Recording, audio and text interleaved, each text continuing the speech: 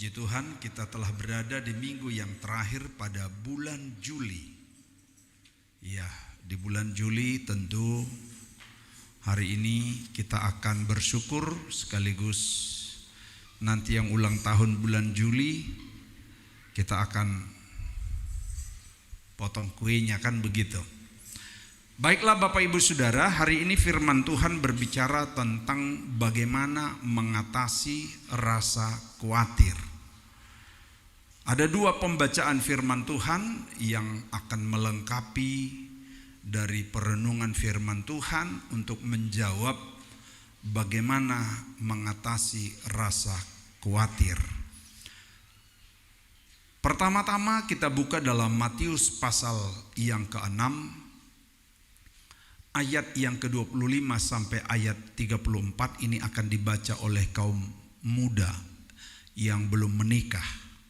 Rupanya saya baru tahu, biar saya orang Batak, saya baru tahu kalau belum menikah itu ulosnya tadi sebelah kanan, yang sudah menikah sebelah kiri. Bayangkan, saya orang Batak, saya nggak tahu itu.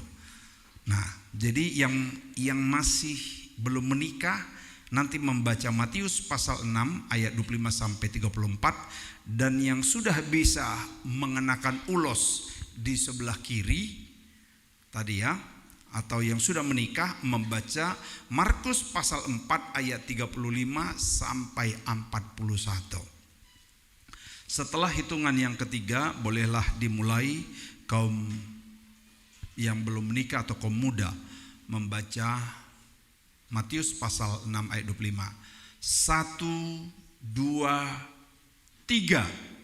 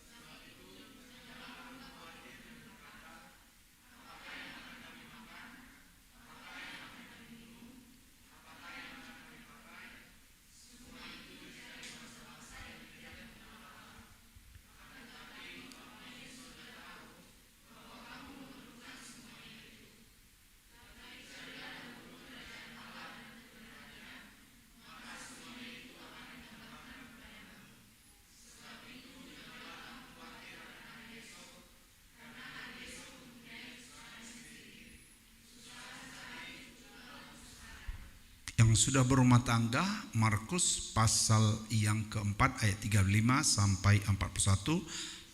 1, 2, 3. Pada hari itu, waktu hari sudah petang, Yesus berkata kepada mereka, "Marilah kita bertolak ke seberang."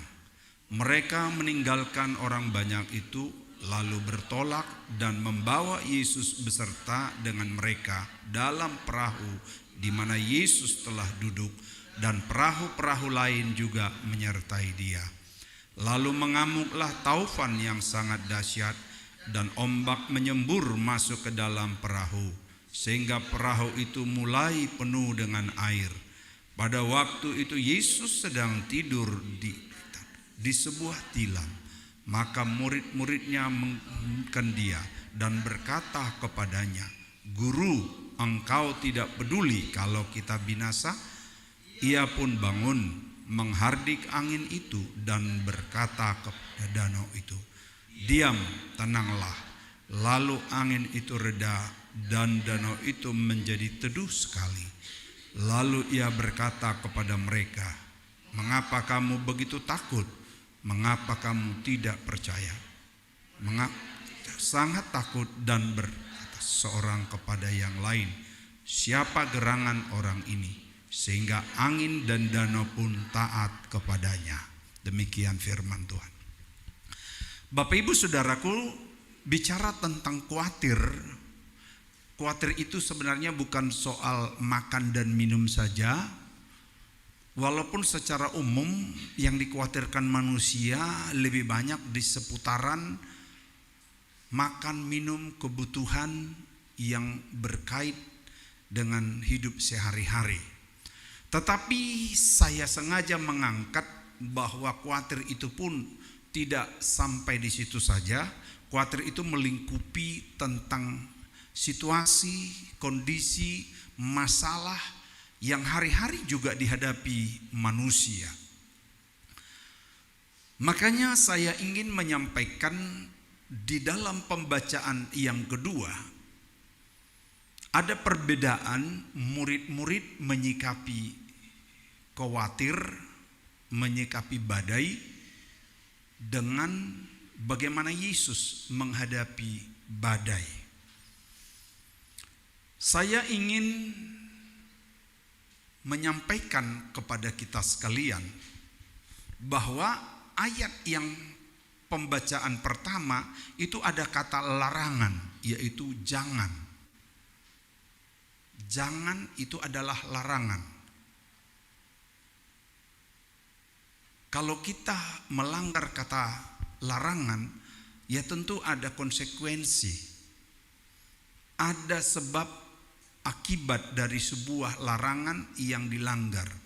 Ketika Tuhan dulu bilang kepada Adam dan Hawa, jangan makan buah. Akibatnya apa?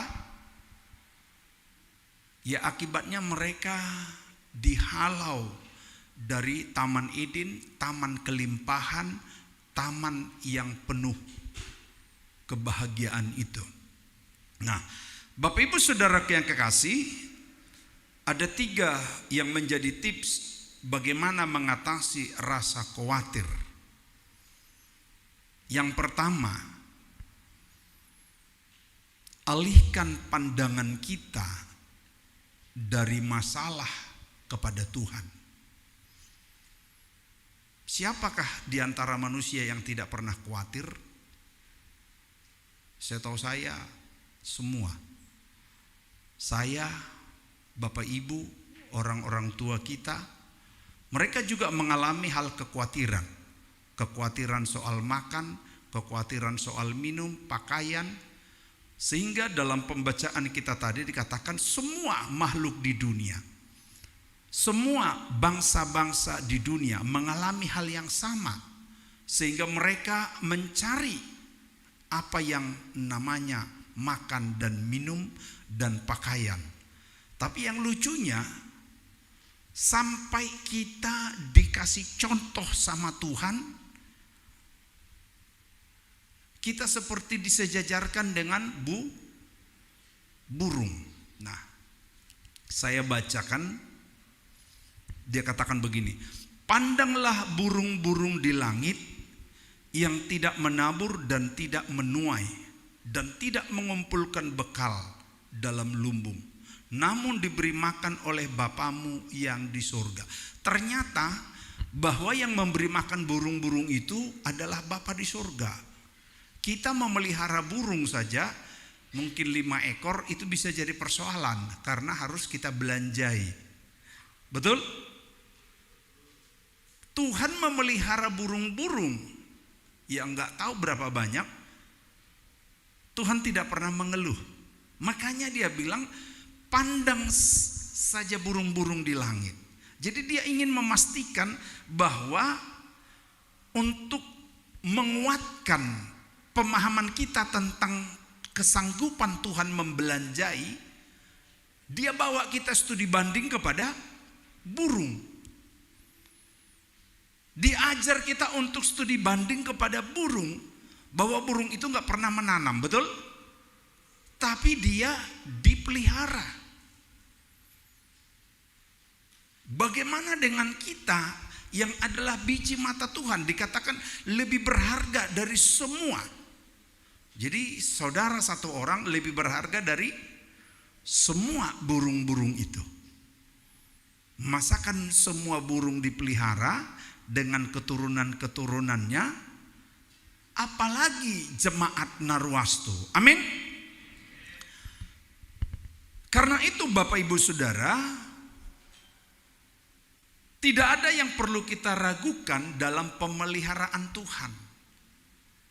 Tapi dia bilang begini, supaya kita jangan melihat masalah kita, tapi melihat Tuhan. Alihkan pandangan kita dari persoalan, alihkan pandangan kita dari kekhawatiran, alihkan pandangan kita dari angin topan, dari badai, kepada Tuhan.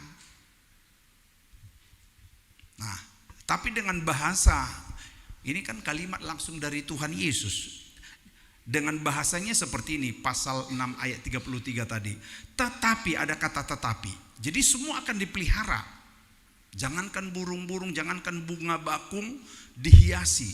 Nah, ini kalau ada jemaat Tuhan di sini, bajunya bagus, dipelihara Tuhan, itu bagian dari pemeliharaan Tuhan. Tuhan kasih saudara berkat untuk beli baju. Nah, dia sejajarkan seperti bunga bakung dalam hal menghias, dalam hal penampilan, dalam hal saudara tidak akan ketinggalan zaman, saudara tidak akan ketinggalan penampilan. Narwastu tidak ada yang ketinggalan, betul? Mengikuti tren juga. Orang lain cat rambut, kita juga ikut cat rambut. Orang lain sambung apa? Alis, kita juga di sini sambung alis. Orang lain mulai behel gigi karena nggak rata, kita mulai behel. Kan itu biaya besar, betul ya? Artinya kita nggak ketinggalan. Saya nggak behel gigi karena gigi saya rata. Testo. Kita tidak akan ketinggalan dalam pemeliharaan Tuhan. Tetapi ayat 33 ini berkata, tetapi supaya itu tercapai, supaya pemeliharaan itu terwujud, dia berkata, tetapi carilah dahulu kerajaan Allah dan kebenarannya. Bahasa lainnya, jangan fokusmu kepada persoalan, jangan fokusmu kepada kekhawatiran, tapi alihkan fokusmu kepada Tuhan. Tuhan itu bicara soal kerajaan, kebenaran yang harus kita cari. Fokus kita harus kepada Dia. Kalau ada lagu berkata, apa yang dicari orang, apa yang dikejar orang, apa yang dicari orang, pagi, petang, siang, malam. Kalau kita rubah itu supaya fokus kita Tuhan, apa yang dicari orang Tuhan, apa yang dikejar orang Tuhan, apa yang dicari orang, pagi, petang, siang, malam. Jangan uang lagi. Tuhan, fokus kita Tuhan. Karena ayat 33 ini asal kita fokus tentang kerajaan Allah, maka semua akan ditambahkan. Mulai dari biaya hidup sampai dandanan kita. Ini kan bunga bakung itu bicara dandanan. Tuhan pelihara, Tuhan dandani kita. Asal fokus kita bukan lagi yang lain. Amin. Fokus kita bukan pekerjaan. Fokus kita bukan anak-anak. Fokus kita bukan urus suami atau urus istri. Saya khotbah hari Rabu kemarin bahwa kita bisa hidup tanpa suami. Betulkah? Kita bisa hidup tanpa istri. Betulkah? Hah? Kita bisa hidup tanpa anak. Kita bisa hidup tanpa, bisa nggak hidup tanpa orang tua? Hah? Ya setelah dilahirkan bisa, tapi tidak bisa lahir tanpa orang tua. Tapi kalau kita sudah lahir, bisa hidup. Karena Tuhan adalah orang tua yang sejati. Dia hanya buat perwakilan. Dia buat perwakilan jadi orang tua untuk memelihara kita. Kita bisa hidup tanpa suami, kita bisa hidup tanpa istri. Karena buktinya banyak orang bisa hidup. Tapi kita tidak bisa hidup tanpa Tuhan. Karena itu fokus kita harus kepada Tuhan. Ketika fokus kita kepada Tuhan, maka semuanya akan ditambahkan apa yang menjadi kebutuhan itu. Jika kita fokus kepada Tuhan, maka masalah yang kecil itu akan terasa enteng. Jika fokus kita kepada Tuhan, kesulitan yang besar itu akan terasa tidak ada. Dan sebaliknya, jika fokus kita masalah, pergumulan, masalah, kesulitan, biaya, maka itu akan terasa berat. Sebenarnya ada di dalam firman Tuhan, saya mendahului dulu. Di dalam kitab Amsal itu sebenarnya ada dikatakan begini, Amsal 12 ayat 25. Orang yang khawatir itu akan membungkukkan tulangnya, akan membungkukkan. Jadi orang yang khawatir itu akan makin cepat tua. Karena berlebihan. Dia tidak serahkan semua khawatirmu. Ada ayat nanti yang kita buka. Serahkanlah segala khawatirmu kepada Tuhan. Nah, jadi orang yang khawatir, ini kekhawatiran dalam hati apa? Membungkukkan orang. Jadi kekhawatiran itu membuat kita cepat tua, membuat kita sakit-sakitan. Nah, kalau ada di sini coba lihat kiri kananmu. Coba bilang kiri kananmu. Kayaknya aku tambah bongkok ya.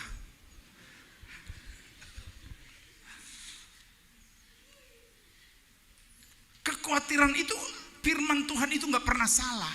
Jadi orang yang selalu khawatir itu akan cepat sakit-sakitan, cepat tua, dan gak seimbang umurnya dengan kondisi tubuhnya. Tapi ada ayat firman Tuhan berkata, kan ini semua firman Tuhan itu kenyataan. Hati yang gembira adalah obat yang manjur, bukan hanya obat, tapi manjur. Bahasa apotekernya bahwa hati yang gembira itu adalah resep di atas segala resep, yang paling manjur. Jadi kalau nanti hai apoteker dan dokter kalau bikin resep, bilang selalu kepada mereka yang utama itu adalah hati yang gembira. Obat ini hanya bagian kecil. Karena hati yang gembira itu bicara imun tubuh. Imun tubuh kita kalau sudah gembira itu akan mengalahkan penyakit, mengalahkan sistem yang dibangun oleh iblis supaya kita sakit. Nah, itulah hati yang gembira, munculnya imun yang kuat. Jadi saya sangat yakin dan setuju sekali firman Tuhan ini. Nah, tetapi juga orang yang selalu khawatir akan membungkukkan tulangnya. Luar biasa. Tips yang kedua, bagaimana supaya mengatasi rasa khawatir? Belajar mempercayakan. Kalau tadi alihkan pandangan dari masalah, dari kesulitan, dari kebutuhan yang banyak untuk kepada Tuhan. Jangan lagi fokus kita. Nah, tip yang kedua, belajar mempercayakan atau menyerahkan seluruh beban itu kepada Tuhan. Jadi kita sudah alihkan pandangan kita kepada Tuhan, bukan lagi kepada masalah. Yang kedua, serahkan semua beban, masalah, kesulitan itu. Bapak Ibu kalau mau cerita banyak, sebenarnya banyak sekali. pengalaman hidup juga. Kami kan nggak cerita aja, banyak sekali beban pergumulan kami selama ini. Apalagi setelah saya sudah pensiun, anak saya baru berangkat kuliah di Amerika. Yang uang kuliahnya saja 1 semester bukan sedikit itu Bapak Ibu. 1 semester. Belum lagi biaya hidupnya, belum lagi kosnya. Kosnya puluhan juta juga 1 bulan. Tapi kan kami nggak perlu ceritakan, karena saya mau belajar mengimani firman Tuhan bahwa kita nggak boleh bergantung kepada gaji, tidak boleh bergantung kepada kekuatan kita, tidak boleh bergantung kepada penghasilan kita, tapi bergantung kepada Tuhan. Kami belajar mengimani ini, bagaimana Tuhan pemelihara, menggenapi firman-Nya, Allahku akan memenuhi segala keperluan. Itu keperluan kami. Yang minimal sekitar 400 sampai 500 juta harus disiapkan dalam 6 bulan untuk 1 orang. Tapi firman itu kapan kita mau lihat bahwa yang berkata Allahku akan memenuhi segala keperluanmu? Karena itu jangan khawatir. Tetapi carilah dahulu kerajaan Allah. Kami mencari kerajaan Allah, memberitakan Injil, melayani.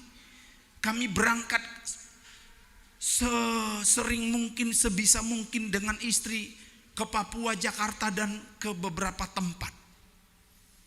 Kadangkala kalau kami lihat tiket kami itu bisa 200 sampai 300 juta setahun.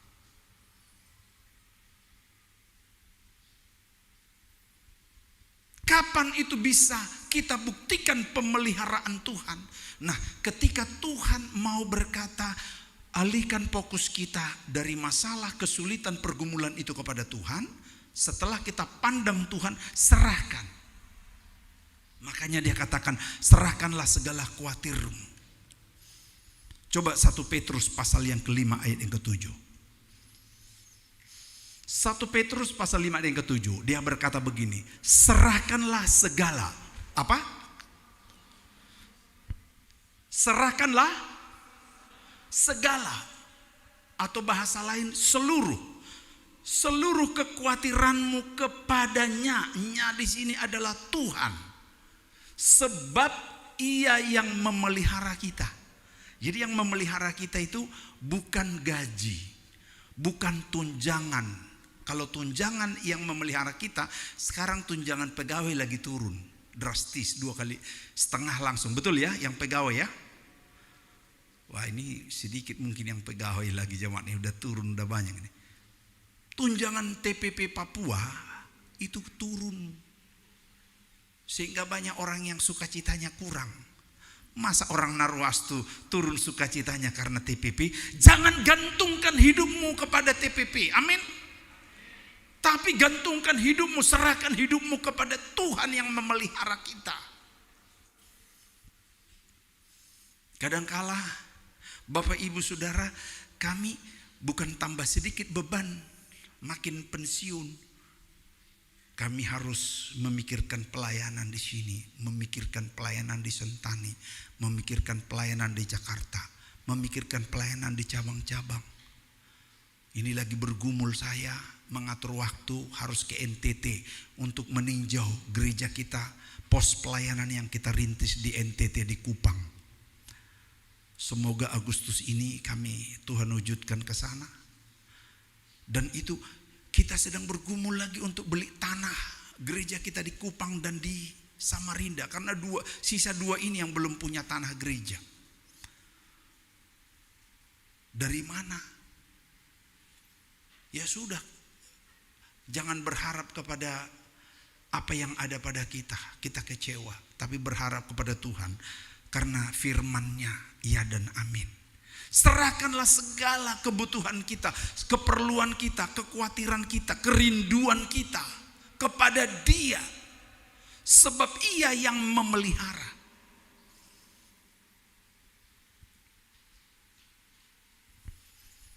Tips yang kedua ini, percayakan seluruh Jadi jangan sebagian. Kalau sebagian yang kita serahkan, maka sebagian yang Tuhan tolong. Kalau sebagian yang kita gumuli, kita serahkan, kita doakan, ya sebagian yang dijawab. Tapi serahkan semuanya. Ada buat status kemarin di media sosial saya baca. Hidup itu atau pergumulan itu, doa itu seperti pesawat katanya. Wih, bagaimana itu pesawat? Ada yang mengikuti itu? Seperti pesawat katanya.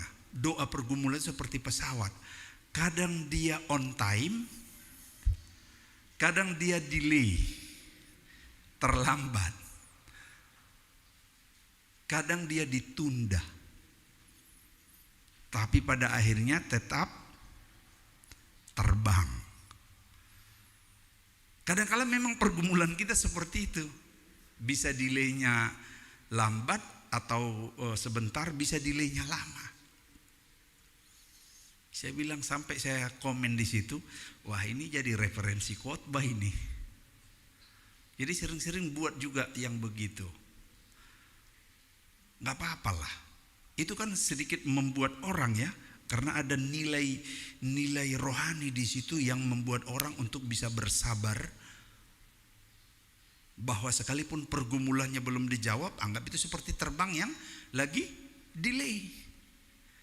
Nah, kadang-kala ada pergumulanmu, pergumulan Bapak Ibu, pergumulan saya yang langsung dijawab. Wah, ini lagi on time ini. Artinya tepat.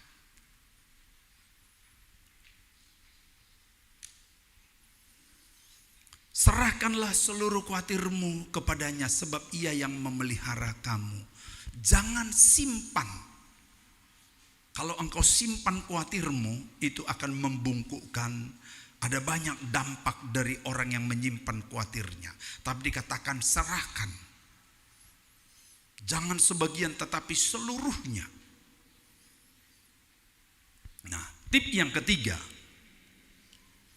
Kalau tip yang pertama tadi, alihkan pandangan kita dari persoalan itu, dari kesulitan-kesulitan itu. Yang kedua, serahkan semua kesulitan dan pergumulan itu kepada Tuhan, bukan kepada siapa-siapa. Kalau Bapak Ibu serahkan pergumulannya kepada saya, apalah mampu saya.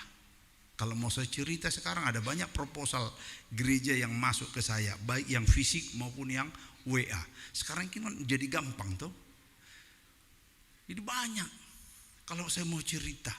Tapi Bapak Ibu Saudara, kalau kita berharap manusia, kita kecewa. Tapi kita mau belajar berharap dan menyerahkan semua apa yang menjadi cita-cita kita, pergumulan kita kepada Tuhan. Karena Tuhan yang berkata, serahkanlah seluruh khawatirmu, serahkan seluruh beban hidupmu kepada Tuhan, sebab Ia yang memelihara kita. Tip yang ketiga, belajar menghadapi masalah. Jadi tidak selamanya Tuhan langsung selesaikan masalah kita. Dia latih kita untuk menyelesaikannya. Kan kalau anak kecil dia punya beban, ya orang tua yang ambil alih. Betul ya? Tapi kalau sudah anak udah makin dewasa, diajar dia. Saya kemarin ada juga dikirim di postingan yang bapaknya ajak anak kecil sekali, mungkin baru belajar jalan, baru 1,5 tahun tuh, belum nyampe 2 tahun. Jadi di jembatan bapaknya langsung jalan, dikasih tinggal. Jadi kebetulan itu ada tali 3. Ya bapaknya tinggal dia langkah. Anak ini dia nggak bisa terhalang tali, dia berteriak-teriak, bapaknya cuek. Tapi bapaknya menunggu sekitar 10-15 meter. Papa katanya. Oh, pura-pura enggak didengar. Tapi didengarkah tidak itu? Dia terhalang. Jembatan jurang kiri kanan. Pura-pura bapaknya tidak dengar, tapi sebenarnya dia dengar. Sama-sama katakan dulu, didengar. Didengar. Tapi pura-pura. Dia dilatih. Dan dalam waktu yang tidak terlalu lama, anak itu mulai berpikir, tali yang satu dia injak, Tali yang berikut dia kasih naik begini, satunya lagi begitu dia keluar nyangkut lagi lehernya di situ, mundur lagi dia. Dia coba lagi, akhirnya dia merayap. Dia angkat itu tali karena persoalan itu nggak bisa dia lewati, tapi dia angkat itu lalu dia tembus. Bapaknya dari jauh tepuk tangan. Kadang-kadang hidup itu Tuhan izinkan terjadi kepada kita untuk diajar kita melatih kita. Hadapi, jangan lari dari masalah. Dan saya tipe hamba Tuhan yang tidak mengajarkan saudara untuk lari dari masalah. Justru saya lebih banyak menantang saudara, sidang jemaat Tuhan, biasakan hidupmu, biasakan keluargamu menghadapi masalah itu. Supaya kalau ada masalah, biasa. Datang lagi masalah, biasa. Tapi jangan sengaja kau bikin masalah, itu yang repot. Kan kita udah bilang, jauhkanlah kami dari pencobaan. Tapi jangan cari pencobaan. Jangan bikin masalah gitu loh. Hindari masalah. Tapi kalau memang masalah itu gak bisa dihindari, hadapi persoalan itu. Makanya ada dua cara yang bisa kita lihat. Cara Yesus dan cara murid-murid. Mari kita lihat Bapak Ibu dalam apa yang kita baca dalam Markus tadi. Ini sengaja saya buka supaya kita bisa melihat kita mau pilih cara mana menyelesaikan masalah, menyelesaikan kesulitan. Apakah dengan cara murid-murid? Nah, cara murid-murid, kita mulai dulu dengan cara murid-murid ya. Pada ayat yang ke-38,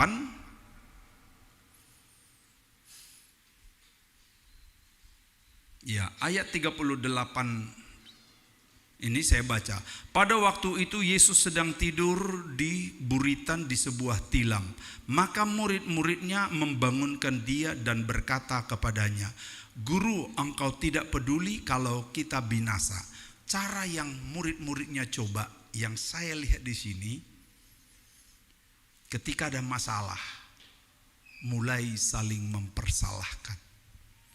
Betulkah tidak? Betulkah Bapak Ibu?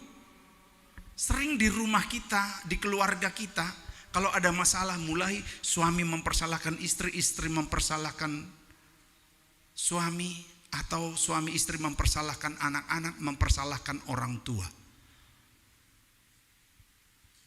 Nah, murid-murid mulai mempersalahkan Yesus. Guru, engkau tidak peduli kita akan mati. Apa mungkin Tuhan tidak peduli? Ini cara yang tidak boleh kita tiru. Tapi hadapi masalah. Minggu lalu ada kesaksian jemaat kita. Saya melayani di Sentani minggu lalu, kesaksian dari Pak David. Dia bilang begini, kita tidak bisa mungkin menghindar dari hujan supaya hujan tidak turun. Tapi kita bisa tidak kena hujan, tetap berjalan di antara hujan. Di antara masalah kita bisa tetap berjalan sampai ke tujuan. Caranya gimana dia bilang? Karena memang gak bisa. Ya hanya orang yang dekat dengan Tuhan lah ya. Tuhan berhentikan hujan kayak tadi. Tuhan redakan danau. Saya pernah coba sih di danau. Kemarin kami kan pulang sinode, singgah kami di Danau Toba. Pas hujan kencang. Saya coba sih, Tuhan berhentikanlah hujan ini. Tapi enggak, tambah deras dia malah.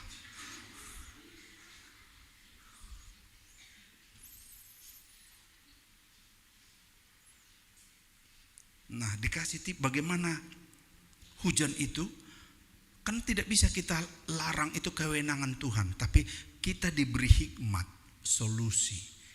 Dia bilang, ambillah payung. Berlindunglah di belakang payung itu, di bawah payung itu. Supaya engkau tidak tinggal diam, tetap berjalan.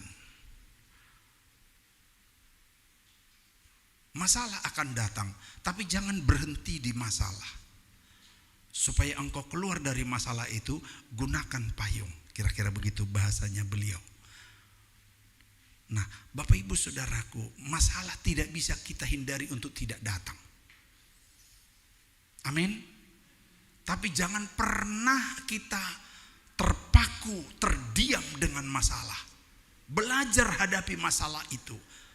Olah kemampuanmu untuk menyelesaikan masalah itu. Kan kita udah serahkan kepada Tuhan. Maka Tuhan delegasikan kita menyelesaikan masalah.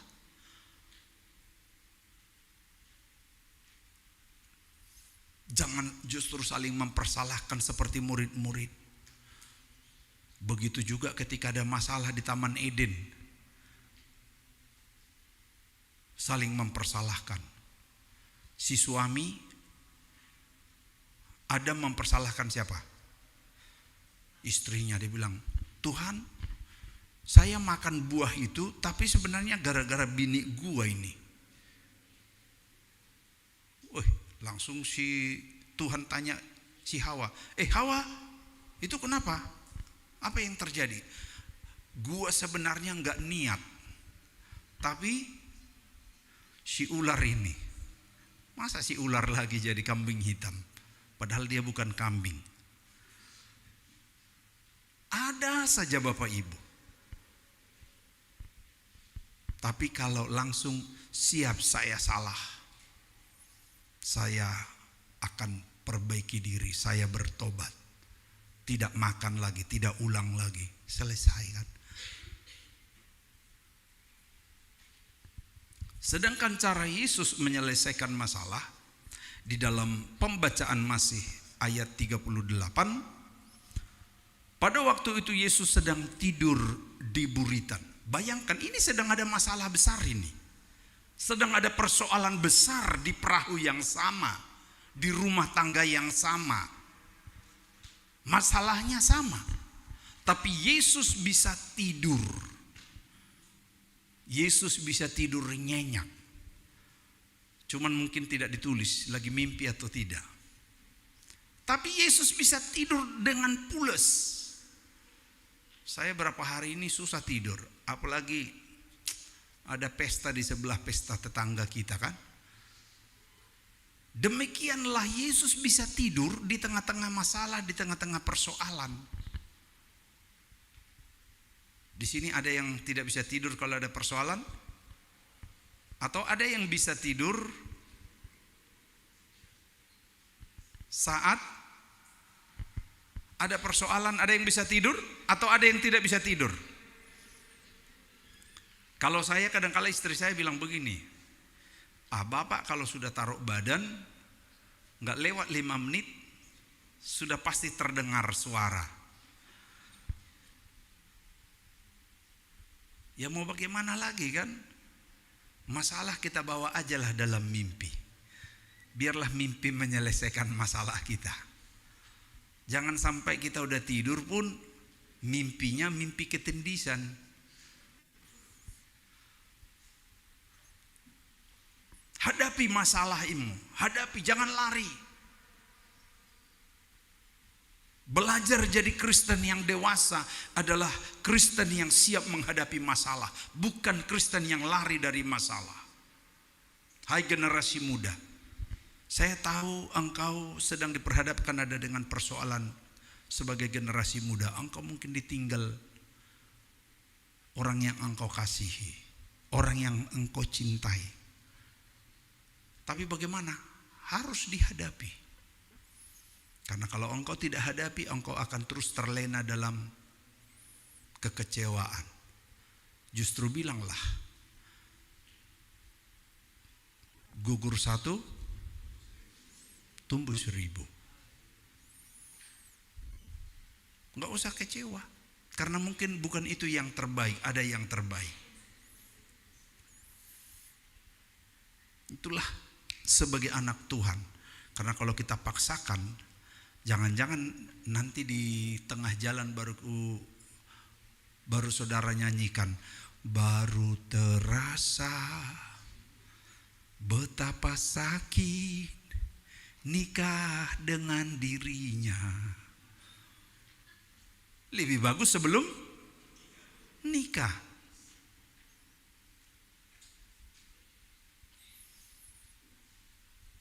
Engkau sedang menghadapi masalah, tapi hadapi masalahmu seperti Yesus. Dia tertidur di buritan dengan sebuah tilam, itu bicara tentang nyaman di atas masalah, nyaman di atas gelombang, nyaman di atas tofan. Belajar jadi jemaat yang nyaman situasi apapun yang datang. Tidak bisa ditebak, kita ini lagi ada masalah atau lagi ada pergumulan.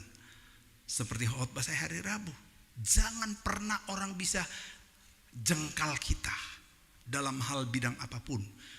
Harus bilang, ini lagi ada uang atau tidak ada uang. Biarkan orang sulit menebak kita lagi ada uang atau tidak ada uang. Dikira kita lagi banyak uang, padahal sebenarnya lagi kiri. Karena kita enggak tipe yang mengeluh, enggak tipe yang bikin loyo. Tapi ada juga yang bisa ditebak, dia lagi ada uang. Tapi jadilah jemaat yang susah ditebak. Biasa saja. Biasa saja. Lagi ada uang biasa saja. Lagi tidak ada uang biasa saja. Lagi bahagia biasa saja. Lagi punya pergumulan biasa saja. Jadi orang sulit tebak kita ini lagi ada masalah atau lagi ada beban atau lagi ada kebahagiaan. Biasa saja. Yang membedakannya, kalau lagi bahagia, panggillah Pak Pendeta, hamba-hamba Tuhan datang makan di rumah. Apalagi sambil mau pulang, salam dia. Karena saya lihat di jemaat ini jarang sekali yang mau salam hamba Tuhan. Betul ya? Nah ini saya mulai pengajaran ini. Karena selama ini kan saya tidak ajarkan. Supaya nanti kalau ada pengucapan syukur apa, ya salamlah hamba-hamba Tuhan. Kalau enggak bisa semua hamba Tuhan ya Pak Gembala. Mohon maaf Pak Guru dan Pak Sintua dan Evangelis. Tapi ini mulai kita budayakan. Kapan lagi? Seperti Sakeus, dia lagi bahagia. Bahagia itu bukan karena hanya dapat uang. Bahagia itu karena berjumpa dengan Tuhan. Bahagia itu karena kerinduannya terjawab. Kerinduannya terjawab bahwa tidak pernah diduga-duga Yesus datang ke rumahnya. Itu kan kebahagiaan yang luar biasa. Bukan soal uang itu. Begitu dia kebahagiaannya terpenuhi, dia bilang, setengah dari hartaku ku kasih untuk gereja Narwastu. Wih. Nah Bapak Ibu Saudaraku yang kekasih, mari responi setiap masalah itu dengan sikap yang positif. Hadapi. Jangan lari dari kenyataan. Pada ayat yang ke-40, ayat 40 dalam pembacaan Markus tadi, lalu Yesus berkata kepada mereka, mengapa kamu begitu takut? Mengapa kamu begitu takut? Mengapa kamu tidak percaya? Murid-murid padahal sudah tahu bahwa Yesus ada bersama dengan mereka. Perkara-perkara yang lebih besar dari situ pun Yesus sudah kerjakan. Tetapi mereka begitu takut dan tidak percaya. Bapak Ibu Saudaraku yang kekasih, kita bentengi hidup kita dengan pola yang benar. Bahwa kita mempercayai kalau Tuhan di masa yang lampau sudah bisa mengerjakan pekerjaan yang besar dalam keluarga kita, dalam hidupmu. Maka Tuhan yang sama juga akan mengerjakan pekerjaan yang besar. Sebab dikatakan ketika Yesus mengubah air jadi anggur, anggur jadi air atau air jadi anggur? Mengubah air jadi anggur. Itu dilakukan mujizat yang pertama. Kalau ada yang pertama, berarti ada yang, saya yakini kalau ada mujizat yang pertama, ada mujizat yang kedua. Kalau Tuhan sudah menolong kita di masa yang lampau, berarti Tuhan menolong kita di masa sekarang. Kalau Tuhan menolong kita di masa sekarang, maka Tuhan juga akan menolong kita di masa yang akan datang. Janjinya berkata, aku menyertai kamu sampai kepada kesudahan zaman. Selama zaman ini belum kiamat, berarti Tuhan tetap menyertai kita. Tuhan memberkati kita. Jangan khawatir Bapak Ibu. Serahkan segala khawatir kita kepada Tuhan. Dia yang memelihara kita. Haleluya.